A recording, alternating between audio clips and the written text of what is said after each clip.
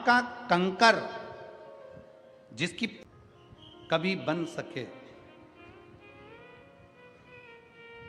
और सीहोर में रुद्राक्ष महोत्सव हो, और जिस दिन कथा बांचने वाले के मन में यह जाए कि कथा मैं बांच रहा हूं, उस दिन कथा कथा नहीं रहती, फिर व्यथा हो जाती है। इसलिए कथा बांचने वाले को चाहिए कि ये शंकर की कथा है, बांचने से पहले विचार करना कि तुम नहीं बांच रहे हो, इस कथा को स्वयं शंकर आपकी कंठ में बैठकर जो बचवा रहा है, जो बांच रहा है, वो उसकी सामर्थ्य का है। आप शून्य हो, शून्य।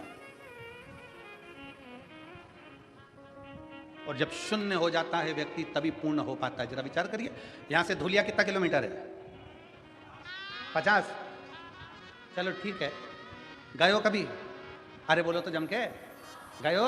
चलो, यहां से धुलिया जाओगे, यहां पर लिखा है 50 किलोमीटर धुलिया, ठीक है? जम के तो बोलते जाओ, ठीक है।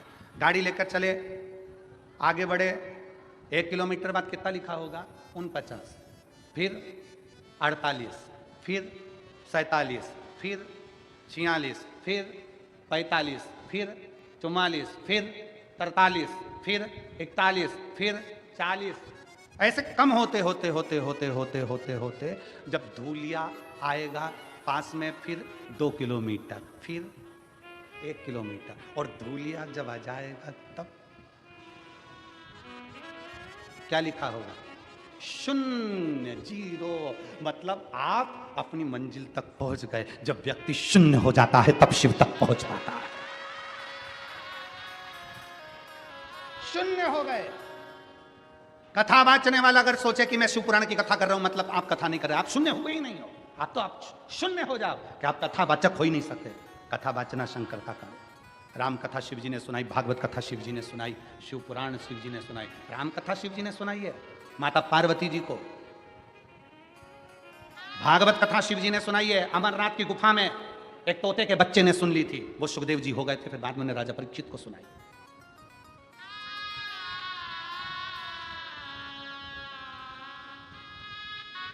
शून्य कहा जाए, ये सब शंकर का, सब शंकर।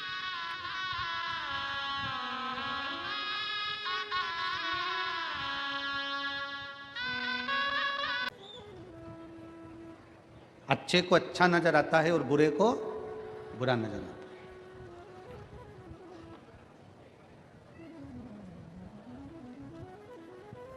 आप क्या देख रहे हो, कैसे देख रहे हो, यह आपके ऊपर निर्भर करता है। 2 चीजें हैं, एक हैसियत, दूसरी इंसानियत। क्या क्या चीजें जम के बोलो? पहले नंबर पर क्या है? हैसियत, और दूसरे नंबर पर इंसानियत। हैसियत देखकर दुनिया तुम्हारी हो सकती है, हैसियत देखकर दुनिया के लोग तुम्हारे होंगे, और इंसानियत देखकर मेरा देव अधिदेव महादेव तुम्हारा होगा। शंकर भगवान तुम्हारी हैसियत नहीं देखते कि तुम्हारे पास में कितना दौलत है, कितना धन है, कितना वैभव है, कितना संपदा भरी पड़ी है, कितनी दौलत भरी पड़ी है, कितनी संपदा है तुम्हारे पास, कितनी पूंजी है तुम्हारे पास, कितना वैभव है तुम्हारे पास। ये मेरा शंकर नहीं देखता। मेरा शंकर तो तुम्हारी हैसियत नहीं देखता, इंसानियत देखता है कि तुम किसी भूखे को भोजन कराए, प्यासे को पानी पिलाए, किसी की दवाई की किसी को जरूरत है और आपने उसको औषधि दी है क्या? कोई वृद्ध है, गिर पड़ा है, उसको उठाया है क्या? किसी की तकलीफ में तुमने आंसू बहाया है क्या? किसी की मुस्कुराहट को देखकर तुम मुस्कुराए हो क्या? ये इंसानियत शिव देखता है। शिव हैसियत नहीं देखेगा। तुम्हारे पास करोड़ों का धन है, करोड़ों की पूंजी है, शंकर भगवान को क्या करना तुम्हारी पूंजी से?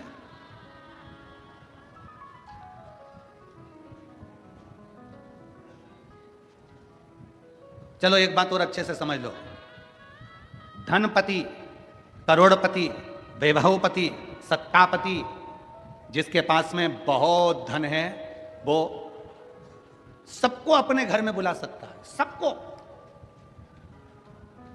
धन के चक्कर में सब आ सकते हैं, पर धन के चक्कर में जिसने रावण को सोने की लंका दे दी हो, भस्मासुर को भस्म करने का वर दे दिया हो, जिसने कुबेर को खजाना दे दिया हो, लक्ष्मी को नारायण दे दिए हो, उसके पास क्या कमी है?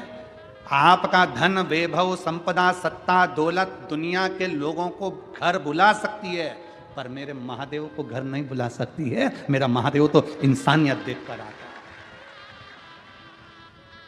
मेरा महादेव तुम्हारी इंसानियत देखेगा, हैसियत नहीं, तुम्हारा वैभव नहीं, तुम्हारा धन नहीं, तुम्हारी दौलत नहीं। तुम्हारा वैभव, तुम्हारा धन, तुम्हारी दौलत मेरा बाबा नहीं देखने वाला, मेरा शंकर नहीं देखे। उसको केवल तुम्हारा निर्मल मन सो मोही पावा, मोही छल छिद्र कपट ना। मेरे बाबा को तुम्हारे हृदय से मतलब है। तुम क्या भाव, तुम्हारे पास कितनी दौलत है, कितना धन है, कितना वैभव है, उससे मतलब नहीं। नामदेव जी महाराज ने कहा कि तुम पूछ रहे हो क्या ईश्वर दिखता है। नामदेव जी ने एक लोटा जल मंगवाया और एक कटोरी में नमक मंगवाया। उस व्यक्ति ने, जिसने पूछा था नामदेव जी महाराज से, उस व्यक्ति से कहा लोटे में नमक डाल दे।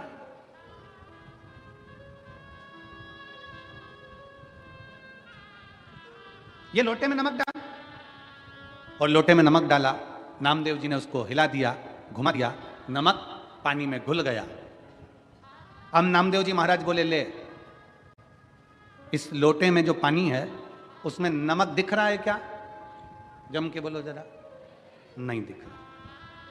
अब नामदेव जी से उस व्यक्ति ने कहा इसमें नमक नहीं दिख रहा, इसमें नमक नजर नहीं आता। नामदेव जी बोले अब एक काम कर, इसको अब थोड़ा सा हाथ में लेके चख,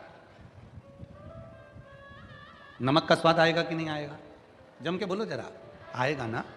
जैसे ही चखा, नमक का स्वाद आ गया। नमक पानी में दिख नहीं रहा, पर नमक का स्वाद आ रहा है। उसी तरह परमात्मा कण कण में समाया है, वो दिखता नहीं है, पर हमें महसूस होता चले जाता है। हमें महसूस होता, कण कण में शिव है, कंकर कंकर में शंकर है। हर पल, हर घड़ी, हर क्षण में भगवान समाया है। बस उसको पहचान के नेत्र चाहिए, पहचान के कि चप्पे चप्पे में है झांकी भगवान की, कोई सूझ वाली आंख ही पहचान की। चप्पे चप्पे में है झांकी भगवान की, कोई सूझ वाली आंख ही पहचान की।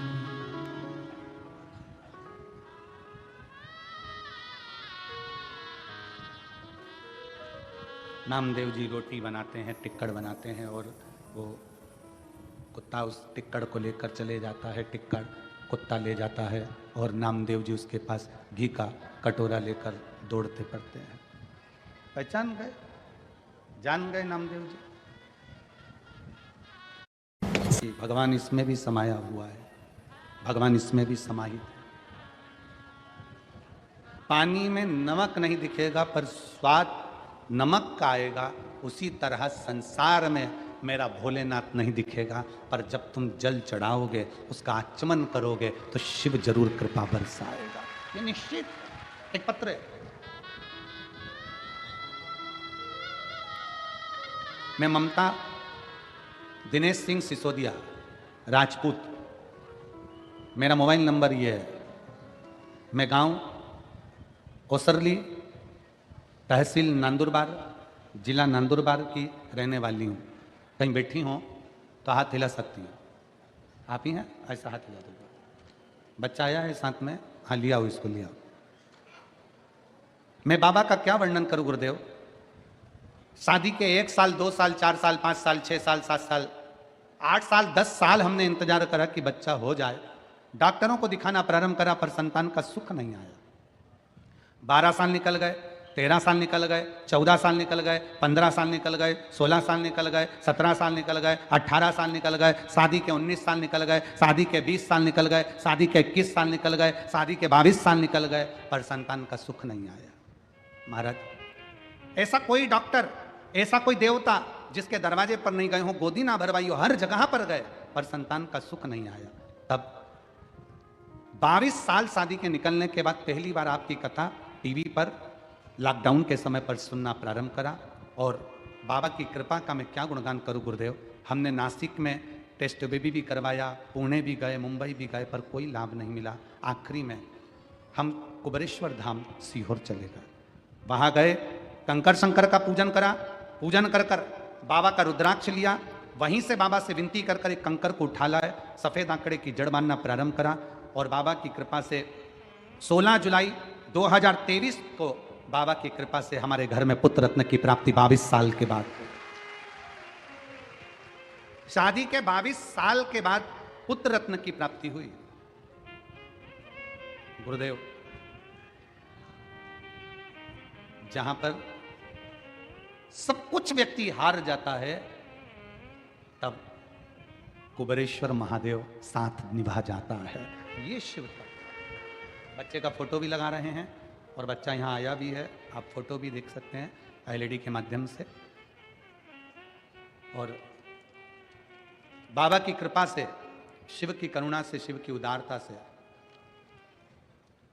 16 जुलाई 2023 के दिन बाबा की ऐसी कृपा हुई गुरुदेव। उन्होंने एक लाइन अच्छी लिखी है कि गुरुजी, कुबेरेश्वर धाम का कंकर जिसकी पूजन, और एक उन्होंने लिखा कि हम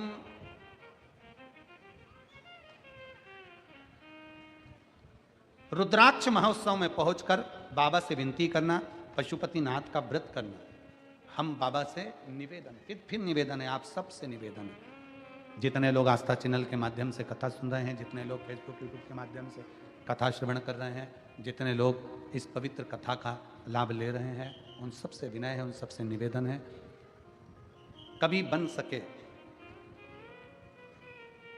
और सीहोर में रुद्राक्ष महोत्सव हो, अब की बार तो शायद फरवरी के महीने में आएगा, प्रयास करो 7 दिन अपनी कामना लेकर अपनी अड़ोसन पड़ोसन धड़ोसन के साथ बाबा के उस धाम में, कंकर शंकर की धरा पर, बाबा के उस भूमि पर रहकर कथा का लाभ लो। पड़े रहो उसके दरवाजे पर, उसकी चौखट पर। एक पत्र और है, उसने लिखा